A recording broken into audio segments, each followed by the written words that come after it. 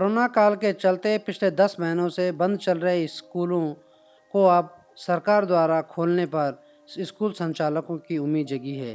काफ़ी परेशानियों के बाद अब नए सिरे से कार्य की रूपरेखा तैयार की जा रही है। इसी पर हमने बात की स्वयं सेवी शिक्षण संस्थान संरक्षण समिति के अध्यक्ष भूपराम शर्मा से। मेरा नाम भूपराम शर्मा है, अध्यक्ष स्वयं सेवी शिक्षण संस्थान संरक्षण समिति जयपुर, और मेरे स्कूल का नाम हरदेव शिक्षा निकेतन माध्यमिक विद्यालय है। सरकार के द्वारा 18 जनवरी से विद्यालयों को पुनः खोला गया। लगभग 10 महीने के अंतराल के बाद विद्यालय प्रारंभ किए गए। 18 जनवरी से 9 से 12 तक की कक्षाओं को प्रारंभ किया गया, और जब ये कक्षाएं प्रारंभ हुई तो विद्यालयों में एक उत्साह का संचार हो गया और उम्मीदें जग गईं कि अब विद्यालय फिर से संचालित हो सकेंगे। साथ ही विद्यार्थी विद्यालयों में आने शुरू हुए। अभिभावकों की सहमति से कोविड-19 की गाइडलाइन की पालना करते हुए विद्यालय प्रारंभ हुए, परंतु लगभग 60% विद्यार्थी उपस्थित हुए और कुछ विद्यार्थी अनुपस्थित रहे।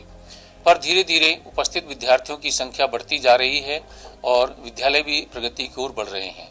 दूसरी बात, जब सरकार ने अभी 8 फरवरी से कक्षा 6 से 8 तक की कक्षाएं खोलने का आदेश दिया है, तो इस क्रम में भी विद्यालय में और अधिक जो है गति आई है खुलने में। और जो उच्च प्राथमिक स्तर के विद्यालय हैं उनमें भी वो भी विद्यालय अब खुल सकेंगे और उनमें विद्यार्थियों का आना, उनका अध्ययन कार्य शुरू हो सकेगा। विद्यालय खुलने से समाज की और भी कई गतिविधियां प्रारंभ हो गई हैं। साथ ही विद्यालय में पढ़ाने वाले शिक्षक और शिक्षिकाओं के लिए भी किसी प्रकार की कोई अब असुविधा नहीं हो रही है। धीरे धीरे सारी जो व्यवस्था है वो पटरी पर लौट रही है। इसके लिए हमने सरकार से कई बार अनुरोध किया और उसके बाद में विद्यालय खोले गए।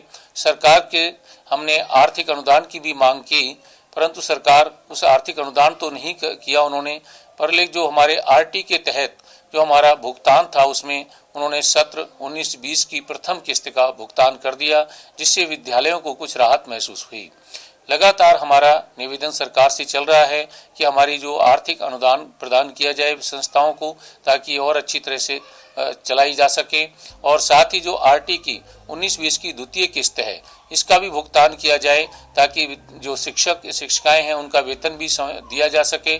क्योंकि इसमें अभी सरकार ने कुछ बजट जारी किया था आरटी का, परंतु वो बजट पर्याप्त नहीं था, और उस पर्याप्त न होने के कारण मुश्किल से 5 या 10% विद्यालयों का ही आरटी का पुनर्भुगतान हो चुका है और बाकी विद्यालय अभी तक बाकी हैं।